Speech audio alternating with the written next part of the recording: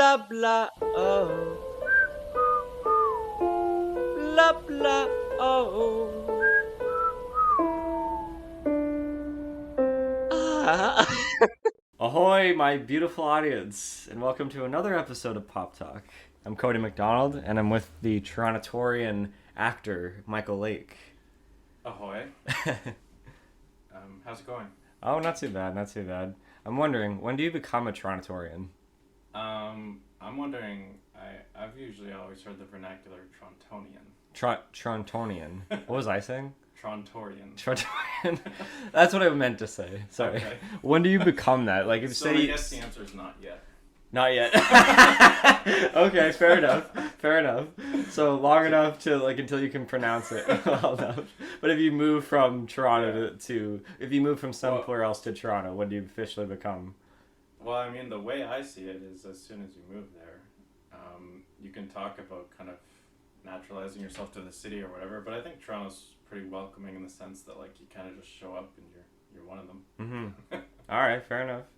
That's kind of what we're doing today, talking about Toronto. You lived here your whole life. I have lived here. Yeah. I was born and raised here. So how many places have you moved from since your home, when you were born? Oh, I spent basically my whole childhood at the same house. Okay. Except for the first 2 years of my life. So it was basically one kind of main family home. And then after that I've probably been in 4 or 5 apartments as an adult. All mainly in the GTA, or all in the GTA. Not in Mississauga or Scarborough, just mainly the radius of the GTA. Pretty much the downtown core. Cool. Yeah. All right.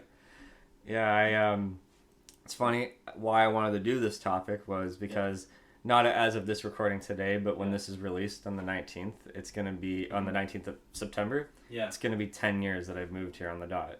Oh, wow. So I don't know if I told you that. That's kind of why I wanted to do this. That's super cool. That makes total sense. Yeah. It was 10 years ago. Moved here to go to film school with my buddy. Yeah. And that was a hectic, crazy 18 months sure. living together in a 1-bedroom. We kind of treated it as a dorm room, but with perks. Yeah. But so that was Toronto Film School? Yeah, TFS. Yeah, Yep. TFS. That was 18 months, and then we stuck around living together for another year. Right. And then found another roommate that we moved into a totally brand new apartment. Mm-hmm. And then after they kind of broke up, it got kind of hectic of them living together. Friends living together, you can kind of clash with them. Sure. You get to know more of who they are, essentially. Yeah. And then I kind of moved in just by myself, and that's when I met Veronica. And then I stayed in the last place that I was at for the longest. I was 4 years in a basement apartment, kind of right at the edge of Scarborough. Yeah. Right off. I know Victoria Park, they say, is the cutoff point, or sometimes they say it's Warden, but I was right on the verge right there. For sure. And then and then I moved in with my fiance Veronica about 2 years ago, on the dot almost, actually. Oh, cool. So I've lived in 4 places so far in the span of 10 years. Not bad, but yeah. What school did you go to? I don't even think I've ever asked you that, actually. I went to Northern Secondary School. And it was acting, theater. That was my high school. There was a pretty good drama program there. Oh no, I'm sorry, I meant post. What school did you go to? Oh, the School of Life. School of Life. Oh, you didn't go to school No, for. I didn't. Really? Okay, I didn't know this, actually. Sorry. I didn't go to school for acting or anything like that. Wow, there you go. But when I was that age, I was kind of already acting, so that was my sort of transition out of high school. So the high school experience that you had of doing plays and all that kind of got you into that. Then it was okay, cool. I didn't know if you went to some post. Okay. Yeah. Not bad. It's so broad right now of what we're talking about here, but are there any favorite places you've always loved to go to? Yeah, well, as you know, I'm a movies guy, and I really appreciate that there are tons of cinemas in Toronto. Mm. There's the big cineplexes, but then there's also the kind of one-screen cinemas that have a little bit of kind of character and stuff. The Fox Theater. The Fox Theater's a great one. Yep. In high school and to this day, I always like to check out the Royal. I used to live not just kind of down the street from there, so I would I haven't been there yet. No, I know about it. Yeah, I frequent that one. Mm-hmm. That was actually where I first discovered the film The Room. Oh yes. They used to host a monthly or like a couple times a year kind of screening there. Yeah. But yeah, I think like movie theaters are really really cool. Were you throwing spoons at this showing? Yeah, that's definitely a staple of all the screenings to this day. I did it once at Carlton. It was pretty fun. Yeah, that's where they do it now. Just everybody shouting at the screen and just throwing spoons. Go, no, he's your best friend. Johnny's your best friend. Yeah. The Carlton is another one I really like. I love Yonge and Dundas. I can kill hours and hours. If I'm ever like between things like in the city and I find myself in that area, I'll literally just wander around. Dude, that's so funny you say that, because that's kind of the feeling I felt, because that's where my school was right at the heart. So, oh yeah, of course. Yeah. So like I got the dose in the heart right away. Yeah. And I got, you know, the vibe of people, the eclectic, you know, melting pot that is Toronto. Yeah. And like you tend to meet a lot of like interesting people. Like I think that you of course know the Believe in the Lord guy. Yeah. I was so hesitant to want to always talk to him because I just didn't know if he was just not all that there, and apparently he is. Like there's people that have full on conversations with him, and he's like totally normal. I just think the way he announced to everybody his like you know the not sermon, I was gonna say sermon, but his his way of like trying to pass down his pamphlets he's giving and like to try to get his message out there has to be delivered with this effervescent, you know, believe in the Lord, you know, just so you just didn't know how he was until like I heard people like talk to him on, you know, so that's like one example because it's right there at the corner. One of my all-time favorite Toronto memories, I might have told you this story, but it's like a pretty busy four-way intersection, Yonge and Dundas. Oh yeah. And one time I was coming home late at night and I hopped on the streetcar, and this guy runs out into the middle of the intersection and just starts doing push-ups. Just drops to the ground, starts doing push-ups. Was he wearing a Santa hat? No, it wasn't Xanta. Xanta, yes, yeah. I've had full-on conversation with him. He tried to bum a smoke off of me. Right. But I was just like waiting for a cab, and he was like the nicest guy. But then it dawned on me because I used to watch Kenny vs. Spenny. And I remember he was on an episode of that, and I went, wait a minute, you're the guy from that show, Kenny vs. Spenny. I remember that episode where you popped in. He ran for mayor, I believe. Or at least he filed. Did he? Yeah. Oh my god. I want to say maybe 10 years ago, but he definitely ran in one of the municipal elections. Wow. What year was that? I want to say it was at least 10 years ago. So it would have been probably the 2010 election. Okay. Maybe as late as 2014. Before my time, maybe. It's every 4 years, right? Mm-hmm. It was not recently, unless he did just run again. And we didn't know about it. The kind of slate of people who run for mayor in Toronto is actually way longer than you would think. Oh, it is, because we're coming up on our new one now, There's always like three, but really two kind of people that we talk about. But if you actually look at the ballot, there's usually like 50, 60 people. Is that right? That are running. Oh, wow. A lot of people run as independents because it's not, you don't have to be with a political party in a municipal election. You can literally just vote for the individual, almost, So you can just run as an individual. Well, that's a good topic. I know I didn't want to like get too political, and I never am on this show, anyways. But like, are there like favorite times just based on the people who were in charge in the city? Like even before my time, really. Like, were there people that like you can tell took good charge of the city? Everything kind of felt like balanced and kind of. Like, no one was complaining as much. I mean, I know today people complain way more because social media gives everyone a voice, you know, but were there times where you felt like, yeah, that guy did a good job, and everyone felt like we're getting along and everything was nice? Was there a time, and who? Who was that? I'm trying to think. I think in the wake of Rob Ford leaving office, that's when everything felt kind of calm again. I can feel that, yeah. I remember that. Because when he was sort of barometer for like stuff that was happening at City Hall, I think as soon as he left office, that's when it kind of felt like things were kind of normal. Back to normal. Okay. Yeah, I can see that. Yeah. That would have been what, 2014? 13 or 14? Yeah, 2013. I remember. Yeah. I was still in school. I remember my teacher and I talking about just the video of him. Yeah. When I thought it got leaked. Yeah. I must have saw something fake that was bootlegged, but I was telling him, I remember telling one of my teachers at the time, I saw the video, and he was like, dumbfounded. He's like, "What? You did not see this video?" Everyone would have seen this video by now. Yeah. I'm like, I don't know. I saw it attached to this one link. I don't know. Yeah. It must have been one of those fake ones, but I remember it was attached to like some news station. I don't know. Where do you get your news from? Like Toronto wise. Pretty much like Twitter sometimes, or just like I like reading the Star and the Globe and stuff too. So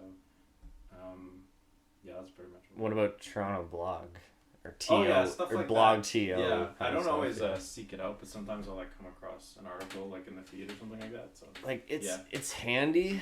TO Blog, like it's funny.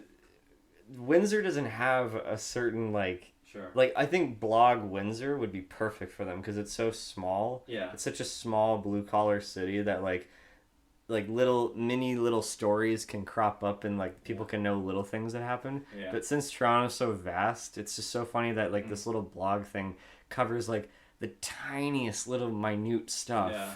That it's like I always question like was that worth the article? Was that worth the writing and the read as well? You know, like I look at it as like it's nice to like be like, oh, this amount of subway closures are happening this weekend, or maybe this it's going to be this scorchingly hot this weekend or coming up. Like I find like okay, that's vital. But to learn about how some Karen went ballistic in a McDonald's, not quite top-notch journalism. I just have to say, like I don't care. You know, and we're just giving them a platform because they want the attention of the Karens. I mean, or there's the people that are just so like crazy out there. For sure. Yeah, like I don't know. It's okay. Well, despite the guy doing push-ups in front of the streetcar, what are the craziest fucking stories that you've come across with the interesting folk that you can come across here in the city? Toronto. Yeah, has there been like something where it's like you witnessed something crazy, or even if you've been involved with some crazy shit? Like, what are some stories on that? This is why I believe people click this video. Yeah, I feel like a lot of there's less boundaries in Toronto. I feel. Oh, totally. I feel like people really just have the license to just like come up to you and just like say whatever they want to you. Oh, totally. Yep. So I've had plenty of times where I remember someone asking me for a cigarette once. This woman, maybe homeless, asked me for a cigarette. Was so offended and disgusted I did not have a cigarette to give her. She started screaming at me. God. How dare you make the healthier choice? And just like stuff like that happens. Oh my God. Sometimes. One thing that comes to mind is I remember sitting on the TTC years ago. This guy walks onto the subway. It wasn't quite rush hour, but maybe like an hour or two before, so it's like kind of comfortably seated. This guy comes onto the subway, and he announces to the whole car in a very performative way that his wallet has been stolen, and he needs to get back to Hamilton, and if everyone could just contribute $1, he can buy his ticket back home, or something like that. Just $1. Yeah, so he comes on, everyone eats it up, everyone starts giving him change out of their whatever. And then he comes up to me. I was the holdout, but everyone was staring at me. So in that moment, I got a loonie out of my pocket, gave it to him. He left, and he went away. The very next day, I kid you not, he's there again. Same guy. Oh my God. Came onto the subway, saw me, walked onto the subway, said, "Excuse me, everybody, could I just have a moment of your time?" Saw me. Turned around and left. Oh. And everyone was looking at him. Well, I was going to say, you kind of covered his fare if he needed just $1 because you gave him a loonie. Yeah. So he got more than what he needed, it seems. Definitely. Oh my God. Yeah. And so he recognized you and was like, oh, nope, he's going to just call me out. If he had continued, would you have called him out? Maybe I would now, but back then... Or I'd not give him anything. I mean, maybe not call him out is probably not the best idea. Yeah, calling him out is not the best idea. You don't want to have confrontation. But would you have refused to give him anything? Probably, yeah. Yeah. I mean, I had one really bad story that happened on the TTC. I was waiting for the bus, and down the road I can see the stop, like another bus stop. Sure. Like from the bus coming my way. Yeah. And in the middle of the street, I can see some guy just in the street, just getting honked at or whatever. I'm just thinking, oh, that's stupid. Yeah. And then he gets off the street and he walks away, right? And I thought, okay, whatever. And then the bus comes, and this guy happens to be on this bus. He must have got on one of the other stops. Yeah. And he's sitting in the back, and he's kind of minding his own business at first. And then this woman who came on board, she was probably not even like 3 years old, probably 4 years old, a daughter. Mm-hmm. They came on and they sat down in the front seats, and I'm in the middle. And this crazy guy comes to the front and starts talking with him. And at first it seemed like civil, like, and the trick is that what you do is you just kind of ignore them or just be kind of passive or just kind of go, yep, or just go about your business. Mind your own business, but don't get too involved with them, because that's when they keep, going. Yeah. And that's what it seemed like was going to happen. I didn't think this was going to escalate. Yeah. This guy talked about vaginas in front of this woman. He starts talking about vaginas, and I'm like, okay, this is starting to get really uncomfortable. And, like, people are noticing this as well. He takes out a Playboy and opens it, and it does, like, the flap, like, the naked woman thing. And immediately everyone started standing up and trying to push him back. I lost my composure and stood up, and I kind of went, like, because I knew everyone was already shouting and kind of yelling a bit. Mm-hmm. I stood up and went, get the fuck out of here, you sick son of a bitch. Yeah. Like, I started yelling that. But, like, there was already other people yelling. There was this older guy with, like, a beard. He looked like Santa. And he, like, pushed this guy, like, to the front, and the bus driver hit the brakes and opened up the door and like, pushed him out. And the bus driver was trying to calm everybody down. That bearded guy was like, do you know what he was just about to do? Do you know what he was doing? Yeah. And the bus driver's like, yes, I know what he was doing. And then the guy just, like, drifts off, and he goes to, like, some gas station. And they tried to call the cops, but it was already too late. Yeah. But I was so rattled. It was so intense. I just, that was probably the craziest I've ever seen, like, on the transit. Yeah. Trying to figure anything. I just remember a good bus story. I was taking the night bus, which is not something I do too often, but I remember taking the night bus home from work or a gig or something sometime. Yeah. It's like a really, like, awkward time of night. And this one woman kept yelling at the bus driver to go faster, which is not particularly easy to do in a bus unless you're in a Keanu Reeves movie. But she kept... Wait, what movie is that? Oh, the bus that could not stop. Yeah. Right. So she's yelling at this bus driver to go faster and faster, and the bus driver is kind of just ignoring her, just writing her off as crazy.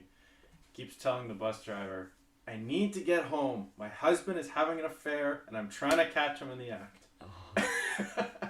And also, there's no reason for the bus driver to go faster than they're going, because they're still going to stop at every stop along the way. Yeah. So it's just a nonsense complaint.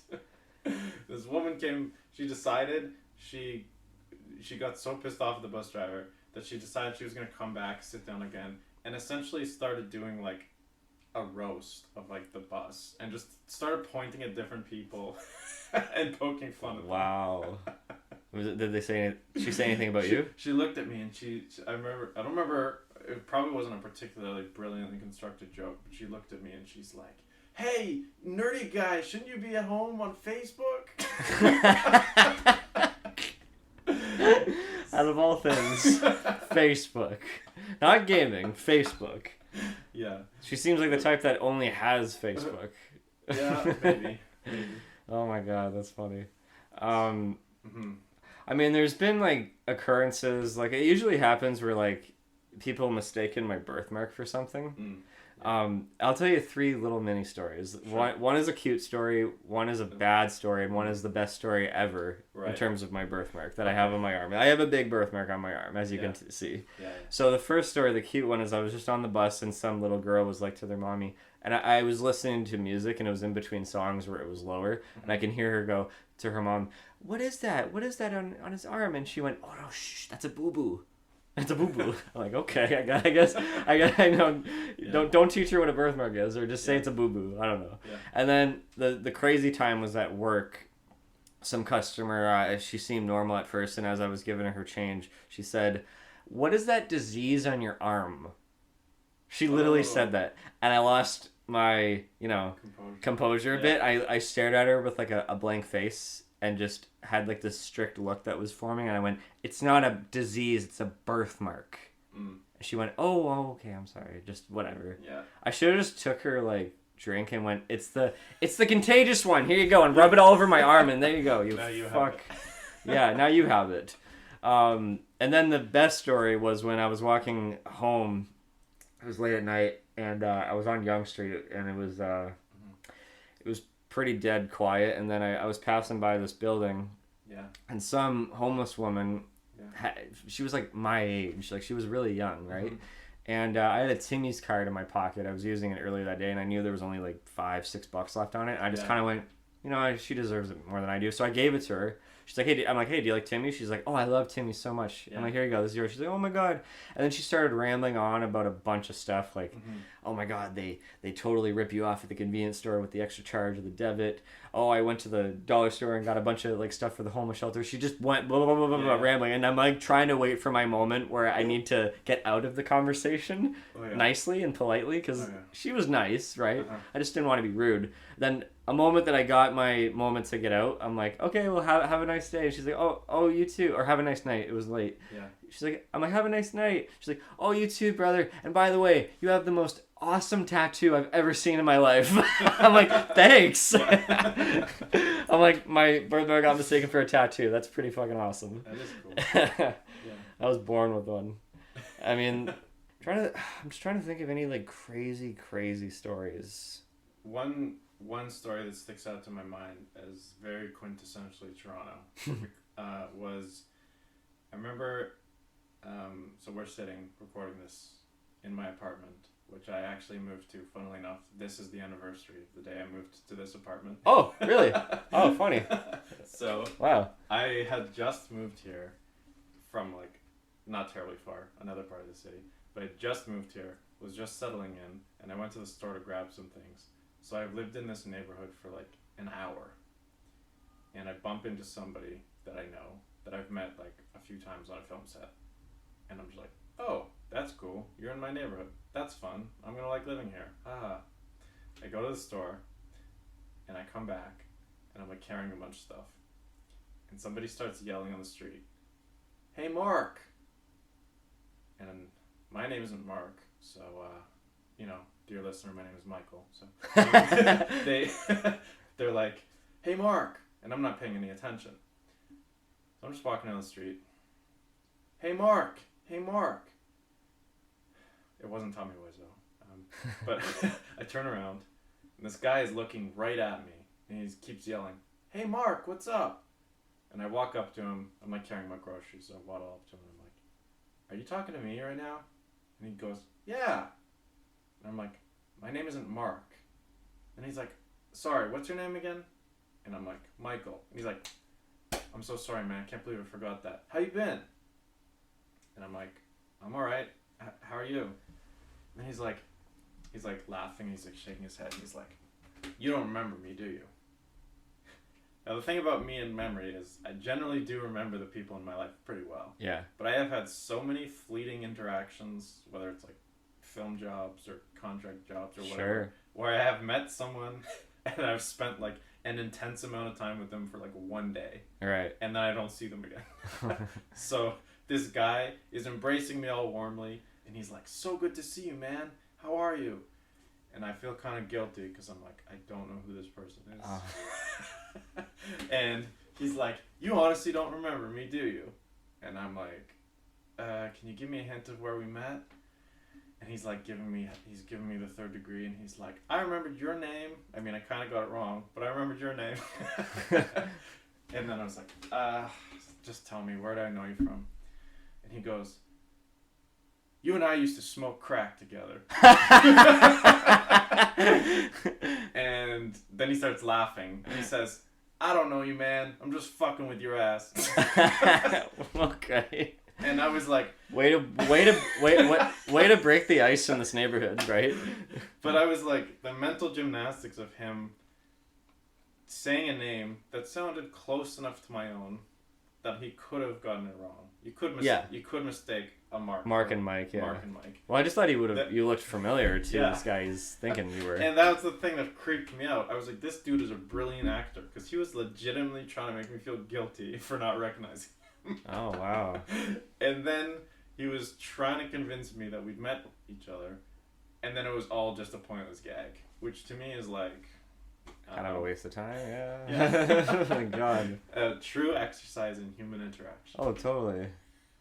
When you said you were on the night bus, it reminded me of the first time I was on a night bus, and I wasn't familiar with the Toronto. Yeah. It was the first month of living here, and I ended up in this industrial area, and it was before I had a phone to like really tell me like where I'm at, like GPS wise.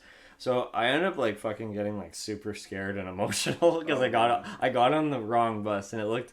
I wish I can know which bus it was and where I was today, so I can just go. I'm probably gonna go. Wow, that's such a tame area. Everything's fine. The subway's probably so fucking close. Yeah. I think I know it was at Eglinton, and I don't know if I either went west or east on one of those buses, but I just know it was some industrial area. Yeah. And it was quiet, dead at night, and I'm just like thinking, oh shit, like am I gonna get like stabbed or whatever? Like, oh man. I have a Jane and Finch story. Okay. Oh my god! I'm so happy I remember this one. Yeah. So this is before I knew what Jane and Finch was actually. Sure. And granted, it's probably more cleaned up today. I know people that work for the city, and it's getting some parts are. It's better. It's better than it used to be. But this is back in like 2014, I think. Sure. My buddies and I went to Canada's Wonderland. Yeah. And this is before they extended the yellow line to go to like Vaughan Metropolitan, and then you can jump on the Via. Bus or whatever it is. Yeah. So when we looked it up, we figured like this one intersection is the only place that's close enough to just go just very casually from the TTC to the Vaughan buses. Yeah. It happened to be Jane and Finch at the time. So when we go in there during the day, everything was fine. Had a whatever like fine day at the park, and then it was during like I think it was actually Memorial Day weekend because there was fireworks that night, and then we stayed super late, and then we backtracked. Yeah. And as we're waiting for the bus at Jane and Finch to take us to, I think it was to the yellow line, I forget where it was. We're waiting in the bus terminal, like the glass thing, and it's me and my buddies, my two friends, and we're looking down, and there's like sparks coming from underneath us, and it was fireworks. It was like bottle rockets or something like that. And we realized that in the courtyard, just like 20 feet away, there was like kids snickering and shooting fireworks at us. Yeah. And me, being the dumb, stupid guy, was going like, real nice, guys. Yeah, real nice. And they're telling me to shut up. My friends are telling me, shut up. What are you doing? You're going to get us killed. Yeah. And then we're just waiting, and this is uncomfortable. Like, they're just snickering. We don't know what they're capable of, whatever. Yeah. And they fire off another one. It didn't get anywhere near us. And then we realized we're on the wrong side of the road. And then the bus is coming, so we had to sprint across the street. There was no traffic, so we just jaywalked. Yeah. And then, literally in front of me and behind me, just fireworks shooting right at us. Oh, yikes. Literally. And it was just so fucking scary. We get on the bus, and we're just like, okay, we need to like have like a better day next week to redeem this, but not go to Canada's Wonderland. We need to go somewhere else. Like, I think we went to Toronto Island, actually. Oh, have you been? Yeah, you've been there? I like that. Yeah, it's weird. I get High Park when I'm in the midst of High Park. Yeah. And I'm in sort of like the center of Toronto Island. Yeah. I had this weird thought. I'm like, where am I? Yeah. Am I in High Park or am I in Toronto Island? Because it's so vast and so nice. Yeah. Very like peaceful and just but I go, wait a minute. Yeah. These two places are so similar. Where the fuck am I? High Park is another favorite spot. I've hiked there plenty. I've like worked there a couple times. Oh, worked snack bar? No, like shooting films. Oh, shooting films. Okay. But then I've like arranged to meet people there, and I remember probably about a year ago I had a meeting in High Park, and it was kind of just like a informal thing outside. Mm-hmm. We agreed to meet in High Park, and where I was and where she was were like not even remotely the same place. Mm-hmm. That's how vast High Park is. Yeah. It's huge. It's so huge. Yeah, you can almost get like totally lost in there, and then you end up like there's a streetcar that goes from like the West End all the way there, right? Yeah, that's perfect. Yeah. I remember. So you're just talking about the extension, that the Line 1 extension, which now goes all the way up to Vaughan. Vaughan now, yeah. Back in the day, it didn't. You had to take a bus from Downsview to Vaughan. I think it's changed. It's previously called Downsview, right? Now it's renamed. It's like Finch West or something like Finch. that. Or maybe I'm wrong. I don't know. I can't remember. This is funny, but the York Universe. The main reason they wanted to extend all the way up there, I think, was because of York University. Oh, 100%. Yeah, Veronica used to do that exact trip of like, right. Oh, it was. She's like, why the hell wasn't that subway there when I was in school? Yeah. This is bullshit. So I have a friend who's like 10 years older than me, and he said when he was at York, they were talking about that extension. So this thing was fabled for like years and years and years. And they were always talking about how they were gonna. And they're always closing Downsview or Finch West or whatever so they could do construction on it. Forever. It was forever, This project took forever. Today it's the Eglinton line. Whenever the hell that's going to be open.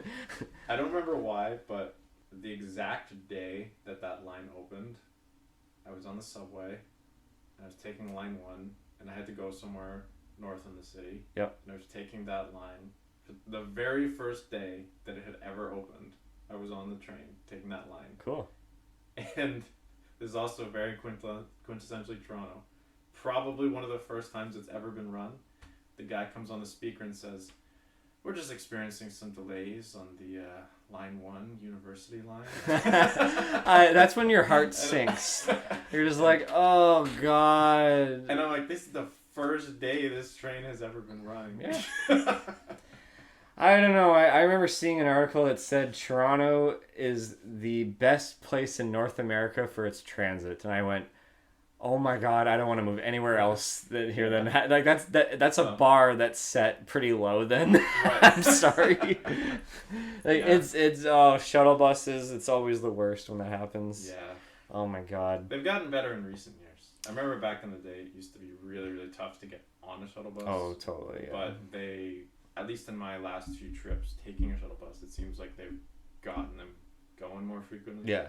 Because it never made sense to be on this huge snake of a subway which totally. had like hundreds of people. Yeah. And they try to get everyone on like a 30-person bus. It just never made any sense. I found, because I lived on both lines. Actually, no. Yeah. 3 lines. I actually used to do the purple line as well, line 4, like as I lived all the way at Don Mills and Shepherd at one point. Yeah. And I always found that the green line out of all those lines, I didn't take the RT that much in Scarborough, but the green line was the one that always broke down.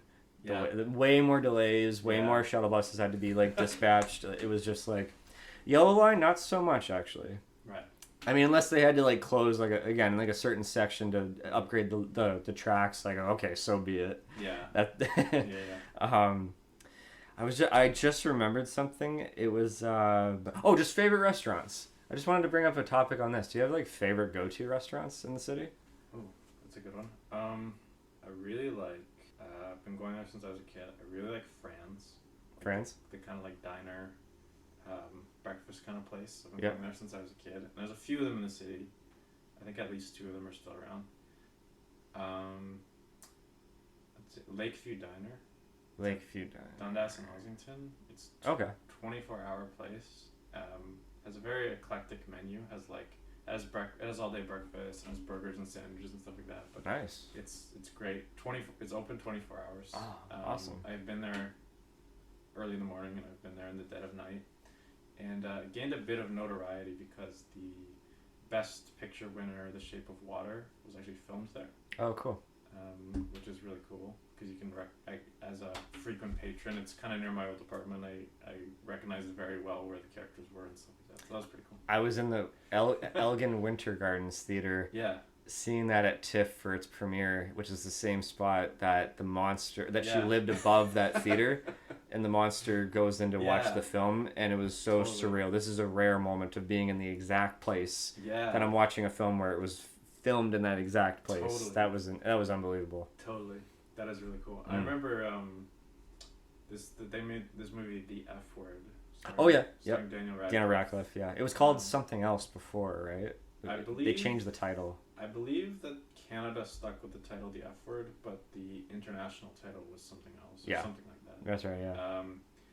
But that movie was also pretty Toronto, and they didn't try to make it another city, which was cool. Yeah. The writer was Canadian, so it was set in Toronto. Totally. In that movie, there's a scene where they go to the Royal Cinema, which I was talking about earlier. Mm-hmm. And the poster, or at least one of the posters, one of the one-shots, was them standing in front of that cinema, and then the movie played at that cinema. Oh, that's another occurrence. Yeah, that's a pretty cool. Yeah. Restaurants. I'm trying to think. Have you been to Memories of Japan? Oh no, where's that? Dundas and Lawrence area.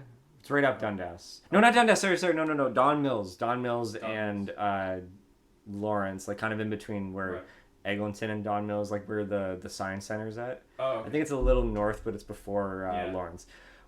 Probably the greatest. I think it was like some egg mixed up with because they cook it in front of you. It's one of those like steam places where the guys do tricks with their spatulas and all that, like in front of you. Yeah, it's like Asian food, but they cooked this incredible rice and egg with peas and like carrots in it. It was like some of the best rice I've ever had in my entire life. Probably the greatest. Yeah. Great chicken, great steak. I mean, it's pretty expensive, but I recommend that one. I mean, what kind of food do you like actually, like in Toronto? Oh, like your go-tos, like sushi or like kind of. Yeah. I love Mexican food, and I think there's some really, really good burrito places in the city. Mm-hmm. I also love just having a night at like a kind of like a pub night. Yep. Just like sandwiches, whatever at a pub is totally fine by me. Wings, whatever. Yep. When they do like the Mexican Mondays or something like that. Yeah, I just had that recently with my biological dad. We just went out to this pub in Windsor and we did that as well. Yeah, it's funny. There's another place that it was just on the tip of my tongue. Oh, the Copa Cabana. Yeah, you ever been there? I've heard of that. Where is it? It's another kind of pricey place. It's somewhere downtown. My buddy Pat took me there once with his brother. It's all you can eat steak, but it's kind of like buffet style almost. And oh my god, some of the best steak I've ever had in my life. Like it was worth $90. Oh wow, yeah. It was insane. That sounds good. I mean, there's like, the places I remembered going to a lot that are, I mean, today they kind of lose the value a bit when you realize that they're kind of a chain and like everybody does go there. Like I used to love going to the Mandarin. Yeah. Like, but it's just all you can eat buffet. It's just there's one really nice kind of 50s diner style place that's near Egg and Young. It's just right up the road, right at Egg and Young. And it's full out like 50s diner. Like you can get the milkshake, the burgers, and all that. Like the booths, cool. The booths are exactly identical, like something you'd see out of like Back to the Future or something like that. That and there used to be another one that was right at Dundas and Young. Remember that? Yeah, I remember that. Yeah, and I remember now it's a Blaze Pizza or something. Something, yeah, it's something else. I know exactly what you're talking about. Yeah, it's in that building where our school used to be. Yeah, I know that exact place. We always used to go there all the time for lunches. Yeah. And the Hard Rock. Yeah. They replaced it with a Shoppers Drug Mart. As if Toronto doesn't need any more Shoppers Drug Marts. You get rid of a landmark. Yeah. You get rid of a rare landmark, the Hard Rock Cafe. Yeah. Now I gotta go to the Falls to go there now. Oh my god. Oh, actually when I went to that Hard Rock in Toronto, this was probably week 2 or 3 of being a diabetic. Right. This is back in 2014. Yeah. And I was still trying to figure out like carb counting and like enough to take insulin and all that. Yeah. And when I went there with a friend, I got the twisted mac and cheese, like the chicken twisted mac and cheese. And I'm trying to look it up online, and even I was texting my mom. I was like, "Do you see this online anywhere of like the carbohydrates for the twisted mac?" Mm-hmm. She's like, "I don't see it, but my guess it's probably this. I forget what number it was, but I overly did it. Yeah. And I almost went until it later on like a diabetic, like low. Like my blood sugar was so fucking low. Yeah. I felt it when I was at home, not at the restaurant. Yeah. But that was a very bad like a bad calculation.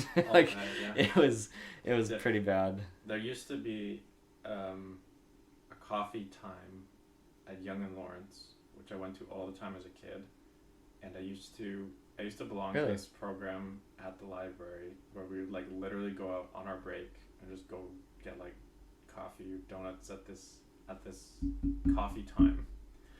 Now, I'm no fan of coffee time. I'm not like, I don't love it or anything like that, but it was replaced by a Starbucks. Dude, I lived at that corner. Really? Oh. There's a condo that opened up exactly right next door to that Starbucks, and the Starbucks is across the street from that library. Yeah. I lived in the building that was next to that now new condo. Oh, I didn't know that. That was my first place. That's basically where I grew up. Wow, what? Yeah. What? I never realized we were that close. It was across the street from a park? Yeah. Yep. Oh my god, Yeah. dude. Holy shit. Yeah, the metro was up the road. That was our groceries. Yeah. Wow. I lived like right there. Go figure. Holy shit. That's amazing. That's really cool. Wow. Holy shit. I mean, off camera, we'll talk about the exact addresses and all that shit, but, like, that's amazing. I didn't even know that. Because I when you started talking about Yonge and Lawrence, I'm like, wait a minute, there's a coffee time there. I don't remember there being a coffee time, but then you said Starbucks. I was like, yeah, that's so funny. So it was only a Starbucks when you were there? Yeah, it was just a Starbucks. I have no idea what year that would have been, but I remember no one has ever come to bat for coffee time.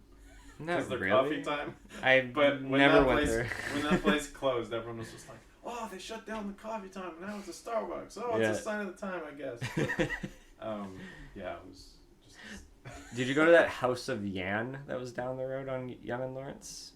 House of Yan. It's some Chinese food. I used to take it up there all the time. Yeah, I don't think so. Because that's how film students are. Your diet is either takeout or it's chicken fingers and mac and cheese kind of stuff. I don't remember that place. No. Oh, it was a good one. Just on the topic on that. Here's a question. Is there a part of you that just do you like living in Toronto? Do you feel like you always could move out, or do you kind of feel rested, like you just want to live here? I generally do like it, yeah. Like you can take the bodies and buildings, as I call it. Yeah. You know, because I come from a semi world of like bodies and buildings. Yeah, for sure. Sorry, I'll cut you off. Sorry, but like basically the two malls in Windsor, the Devonshire and Tecumseh Mall. The Tecumseh Mall is the equivalent of the Eglinton Square. Sure. And then the Devonshire Mall is the equivalent of like one floor but one portion of Yorkdale. Okay. So what I'm saying is that it's very small and minimal where I come from, right? Sure. It's mostly just like subdivisions and stuff like that, but like, and I think I come from like that spot of like, whoa, it's so much when I moved to Toronto that like, you know, there is always a side of me that's not comfortable of being in sort of something more secluded, right? Yeah, secluded, like more minimal, more kind of like, you know, not as like populated, not as like, you know, because like even though it's quiet where we're at now, it'd be more quieter if we were in like somewhere else other than the city, you know, because it's like there's noise kind of everywhere kind of thing. So I think my question is that do you feel like you're comfortable here? Yeah, I guess it is a matter of perspective too. Having been born here, I've never really thought of like Toronto as like the big city, like the place you gotta go. Mm-hmm. So it's kind of always just been ingrained in me that it's like, oh, this is Toronto, you know, this is home. And then I look at somewhere like an American city like New York, or Chicago, and I'm like, oh, that's like the big city. So I yet to have been to both Chicago and New York. So, but when you go there, you're like, oh, Toronto's like puny compared to this. Yeah, not geographically so much because it's like it's very very spread out. Yeah. It's kind of just like I don't feel the intensity quite as much here as I do in the U.S. Yeah. Are there kind of like special spots in this city that you kind of define yourself like, I'm happy to be here, like I couldn't get this feeling in this spot anywhere else in the world, so that's why I'm kind of happy to be here? Yeah, I think we've touched on a few of them. I think like Hyde Park. Toronto has some fantastic parks and really nice kind of park systems, and even just like this is a silly thing to get attached to, but like the kind of atrium at Bay. I love how far you can walk underground without going on transit or anything. At Bay? Yeah, the atrium at Bay. Oh, is that where the walk? Yeah. Is that what they call it? Yeah. Yeah, like and I always go there every time it's closed. Yeah. Every time I go in there, it's always closed. The path. Sorry, the path is what I was referring to, not the walk. The path. Every time I go in there, always closed. Oh, really? It's like open to just walk through the hall, not the hallways, just like but everything's always closed off every time. I love how there's this kind of like literally underground kind of network of just like getting place to place. Yeah. That's really cool. Yeah. I grew up, as we've established, near Yonge and Lawrence, but I went to high school at Yonge and Eglinton. And then when I was going there was a tunnel that attached the Yonge and Eglinton Center to the subway, so you could always get wherever you had to be without going outside. Really. Yep. I was devastated when they closed that, and they closed that so they could do the road work on Eglinton. Oh yeah. And now it's gone from like the most convenient commute to like the least convenient place to cross the road. Yeah, I remember that. I remember when you get off the subway, you cut through the food court. Through the food court. And then you get to like, you know, where like the LCBO and the movie theater and all that. Yeah. I was the same way because that was where our spot was when I lived near. Sure. Yeah. We're so similar. It's so funny. Yeah. We looked at that as the spot where like everything's there kind of thing. Yeah. But for me, I think I made the mistake of like thinking that like that's it. That's the cutoff point. Right. Like I do have these tendencies of like trying to like, you know, not branching out as much as I should. Yeah. Because when I lived in Dundas and Shepherd, I felt like, oh, the Fairview Mall, I'm all set. Yeah. I don't need to go anywhere. And in hindsight, I regretted doing that because I kind of bubbled there for like, and I was only there for about a year with my friends. Right. But it always feels good in Toronto where I discover like newer areas that I'm going to eventually go back to.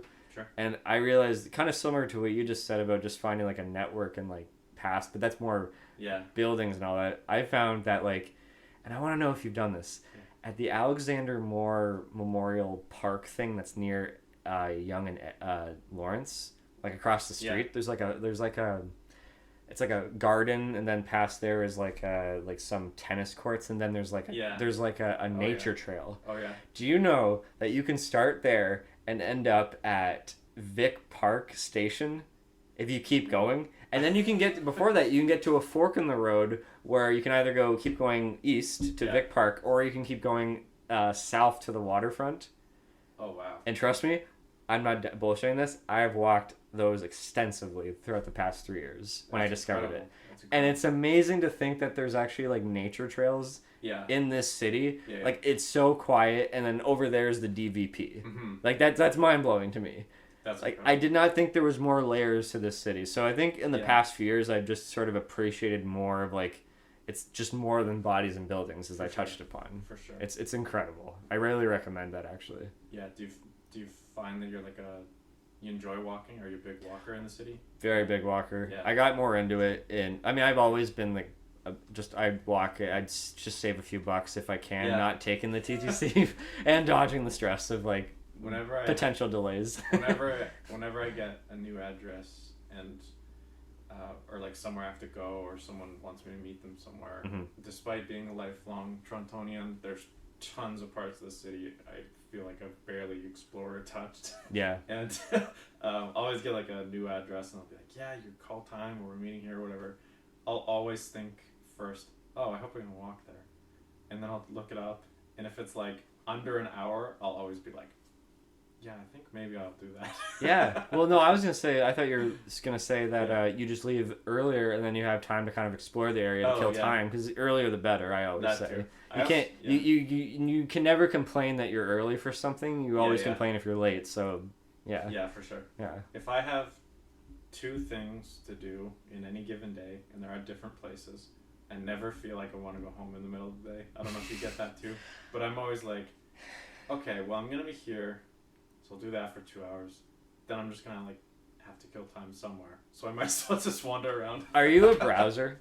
Yeah. Oh, me too, dude. I don't care if I come out of a store. I wander around. I'll go to a bookstore. Yeah. Or anywhere, a music store or whatever, like anything. Yeah. And I'll just browse, even if I don't know if I need to like get something. It just kind of like helps me to do something, because I find during the day I'm an extrovert, but at night I'm an introvert. Right. That's kind of like how I figure my personality is like. Like I feel kind of like I need to do something during the day, but when it's during the evening, it's either I'm with friends somewhere, like home or their place, but like or alone. Yeah. Even I'm fine. Totally. It's just that's kind of how my brain works.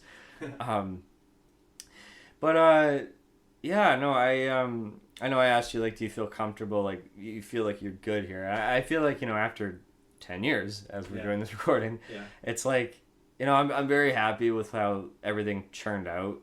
I feel kind of blessed on, like, certain things happen at a certain time. Sure. Yeah. Like, I feel like right after I graduated from film school, like, that was, like, day one, like, I got diagnosed as a diabetic. Oh. So it's like taking charge of like myself became more sufficient after school because I am out in the real world, and if I can't take care of myself as a diabetic, then how the fuck am I going to take care of myself in a city filled with 6 million, 7 million, something like that? Yeah. All these people.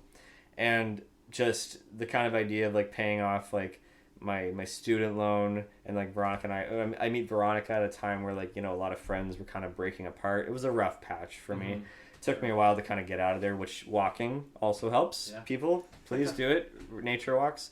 But like I knew Veronica was like the one, like 3 or 4 months in of just our relationship, and it's like, do I just move back to Windsor, or do I continue to be here? And that was at a time where like my current job got better with the perks. Yeah. Like I didn't it got bought out from a previous shit like management. It was I'm not gonna name any names, but the pay went up, pension all of a sudden became a thing, and like more benefits. I'm just like, okay, I'll settle with this, but still not let go of like filmmaking and doing little odd stuff in here. Like that's just how I figured, and all this timing too, and then throughout the pandemic when we realized like, well, this is before the pandemic, we realized when Veronica and I are ready to move in, it has to be like at a time where I'm not paying off my student loan. I want to wait till I'm out of my student debt, which was only a few years. It wasn't as long as other people, but we figured, let's move in when my student loan is out of the way. And literally the Friday during the pandemic, it was like June of 2020 or something like that. The Friday that I paid off like the last little bit of my loan and called the bank and like closed it, everything's good. That was at the time when I was still looking for places here and there for us to move in, just for something to do because I was at home. The Monday afterwards, I called the place and we got a viewing for the place that we're currently at. Oh, wow. So it's just, you know, little things like that kind of line up, and like, I feel blessed sometimes, and like I'm just sort of happy with the way things have turned out, you know. That's awesome. Yeah, I have this city to look to thank for, and And one last question, maybe I'll. Do you got to get going? You got to do somewhere. One more question sounds good. One more question. Yeah. Do you, when you're, no matter how far you are from the CN Tower, this is gonna sound kind of cheesy or corny. No matter how far you are, if you can see it from the total distance, or you're there, or just however, do you stop and stare and kind of just thank it? Yeah, I love seeing it on the horizon. But do you thank it? Do you thank it? Like, do you kind of, as much as like how your life is, how if it's stressful, if it's like so much going on, do you just like stop and kind of stare and just go, "Thank you for giving me this city." I like that idea. See, my geography sucks so bad that I'll look at it and be like, "Oh, that's south." Oh, when I go down the subway, I'm like, oh, I'm going east and west, and I literally do the never eat sour watermelon. Which way am I going? Oh shit, okay, I'm going west. I have to really think about it. I have a running joke with a friend. This has been going on for years and years, but she would post a photo of the CN Tower on Instagram, like a lot. A Torontonian, and she would just post a photo of it, and every single time I would just comment, "Where is that?" The Space Needle. Yeah. Here in Seattle. But it is quite an exceptional thing. It's been surpassed recently, I think, by the Burj Khalifa, but for like a time that was the tallest building in the world. It was, yeah. Until Tom Cruise mastered it. Tom. I know. I have that feeling. Just sometimes I'll just thank it. I always appreciate my life and like the city every time I kind of stop and stare at it. Yeah. It's this weird thing. I don't know. It's cheesy. It's kind of. I have been. Yeah. I've done the glass floor, which I was petrified of doing. I know it's safe. It says like, you know, it holds like 42 grizzly bears, 3 humpback whales. I'm just like, I get it, but my body cannot do it. Yeah. I'm standing on it, and my fucking friend Pat plays glass cracking sound effects from his phone behind my ear, and I just wanted to fucking scream at him. Yeah. That's the worst, when you're trying to do something that puts you a little out of your comfort zone, and your buddy is just cracking jokes about it. It just makes you so much more anxious. Have you been there? I have, not in a long time, but I've been up it, and I've done the floor before. Have you done the sidewalk thing? I don't think I'll be signing up for that. Or eating up there? Yeah. Here's my arm, here's my leg. Yeah. It's too expensive. Yeah, that's something on the bucket list. I've done like the ROM, or no, not the ROM yet. I've done like, you know, the aquarium and the Science Center, and I Yeah. still yet to do the ROM actually. Oh yeah, another good one. Mm-hmm. Yeah, Fun. there's some sites here that I still gotta. That's what's so wonderful about it is there's more to see for sure. AGO is pretty good. I get the AGO and the ROM mixed up a lot. I yet to do both of them actually. Yeah, dude. Wow, this is the shortest pop talk of all time. We are just a little under an hour actually. Oh right. Yeah, that's awesome. Cool. Yeah, dude. Thank you. These past 2 pop talks have been so conversational, and I love it. Yeah. It's so nice. This has been very nice. Yeah. Thank you so much, dude. Yeah, this has thank been, you. Yeah. This was a really fun trip. Walk down memory lane almost. Yeah. Now I gotta fuck it up next time with Lyle because we're talking about foreign films. Back to the movies. That's good. Back to the movies. Yeah, everybody listening, thanks for tuning in, and there's some more stuff on So to Speak to listen to, and take care, and I'll see you on the next one. What's something Torontorians say as goodbye? Thanks, fam. That was lit. Perfect.